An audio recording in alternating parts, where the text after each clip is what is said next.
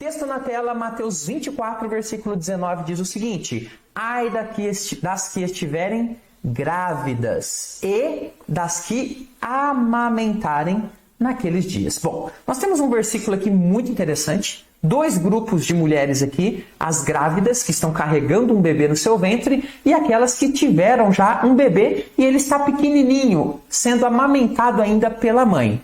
E Jesus diz: ai dessas mulheres, né? Lançando ali um tipo de clamor por conta das dificuldades que elas vão passar naqueles dias. Nós vamos entender esse versículo de forma detalhada, então fique comigo até o final para que você cresça no conhecimento do Senhor.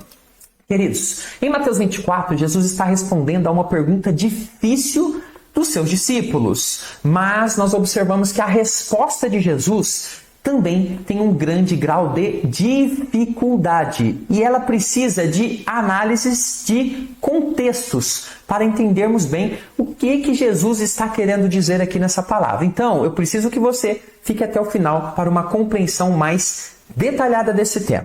Texto na tela aqui, Mateus 24, 13, diz o seguinte: no Monte das Oliveiras achava-se Jesus assentado quando se aproximaram dele os discípulos. E em particular, e lhe pediram: dize-nos quando sucederão estas coisas. Observe que eles querem saber o quando. E que sinal? Eles querem também sinais. Que sinal haverá da tua vinda e da consumação do século? Bom, vamos lá. Essa pergunta dos apóstolos surgiu porque em Mateus 24, 1 e 2, ou seja, 2 versos antes da pergunta, Jesus diz aos discípulos que não ficaria pedra sobre pedra do grande templo, famoso templo de Jerusalém, que não seria derrubada. Ou seja, Jesus profetiza ali a destruição do templo de Jerusalém. Para nós, e para todos que possuem a informação histórica do que ocorreu no ano 70, é bem fácil compreender que Jesus estava sim falando sobre a destruição do templo em Jerusalém. E é bem fácil compreender que nesta assolação que sofreu o povo judeu, quando houve a destruição do templo, as mães judias grávidas, ou lactantes, foram as que mais sofreram para fugir do cerco. Flávio Joséfo, na condição de testemunha ocular, relatou em Guerras dos Judeus fatos terríveis com relação às grávidas nesta assolação. Portanto, definitivamente, as mulheres, e seus filhos, sofreram mais. Uma grande maioria de teólogos entende que Jesus está falando nestes versos, ali no contexto das grávidas, a respeito da destruição de Jerusalém. E do templo, obviamente, devido às orientações que ele deu ali naquele contexto. Por exemplo, observe que ele diz o seguinte, olha só, Mateus 24, 16. Então, os que estiverem na Judéia, fujam para os montes. O que é a Judéia? A Judéia é a região onde fica exatamente Jerusalém e o templo. Fujam para os montes. Então observe a ideia do texto de uma fuga, de uma perseguição, que exatamente aconteceu lá no ano 70 depois de Cristo, quando nós temos ali um general invadindo e destruindo tudo ali naquela região. Isso fortalece a ideia de que Cristo fala nesses versos de forma profética sobre a destruição de Jerusalém e do templo, né, que viria a acontecer 30 anos, por volta de 30 anos depois, que ocorreu depois da sua morte, e sobre a fuga que haveria por conta desse acontecimento e, consequentemente, da perseguição. Então, dentro dessa interpretação, quando ele diz, ai das que estiverem grávidas, juntamente com a orientação de orarem para que a fuga não aconteça, nem no sábado e nem no inverno, como nós já vimos, aponta de forma clara para o fato de uma gravidez constituir um fator de dificuldade para uma fuga. Então imagine que, de repente, aí na sua cidade haja uma invasão de um exército que vem perseguir os moradores dessa cidade. E eles começam a destruir coisas, a matar pessoas.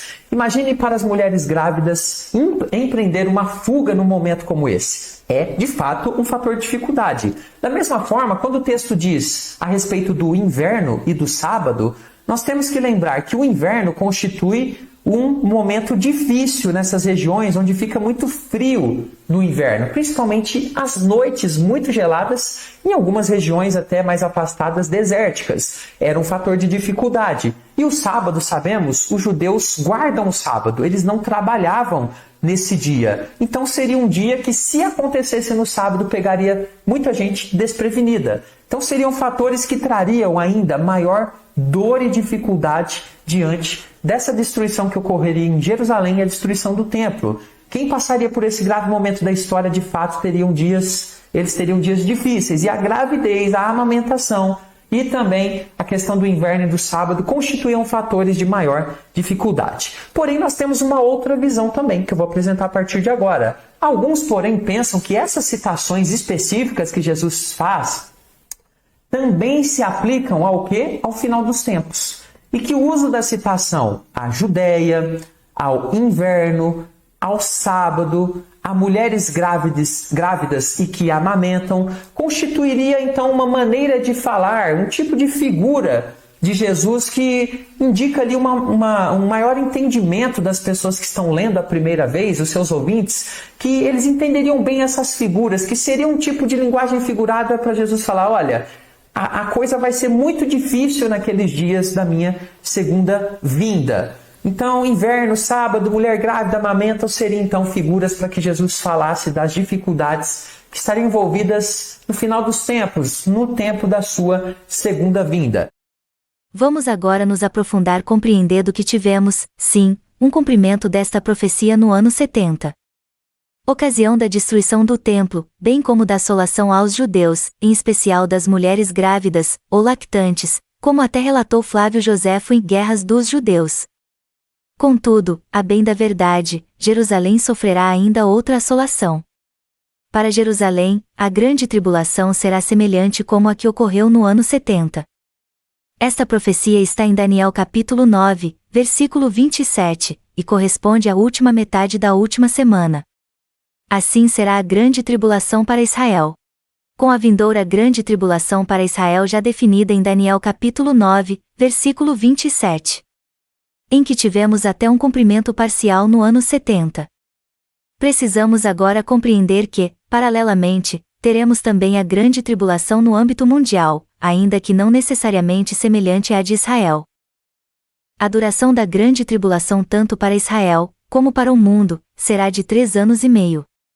Aí está o paralelismo.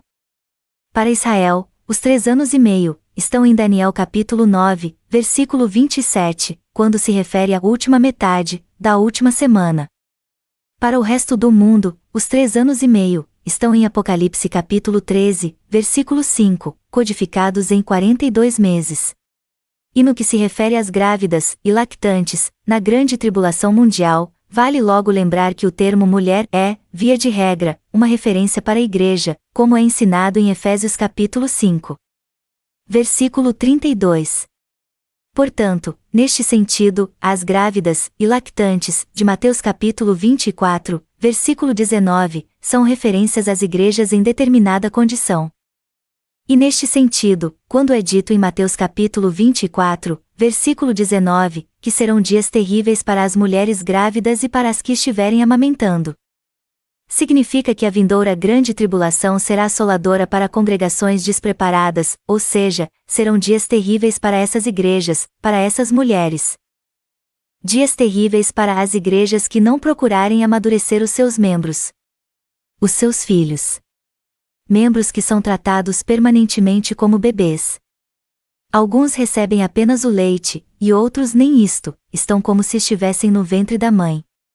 Na grande tribulação muitos seguirão o anticristo pela falta de preparo, falta do alimento sólido.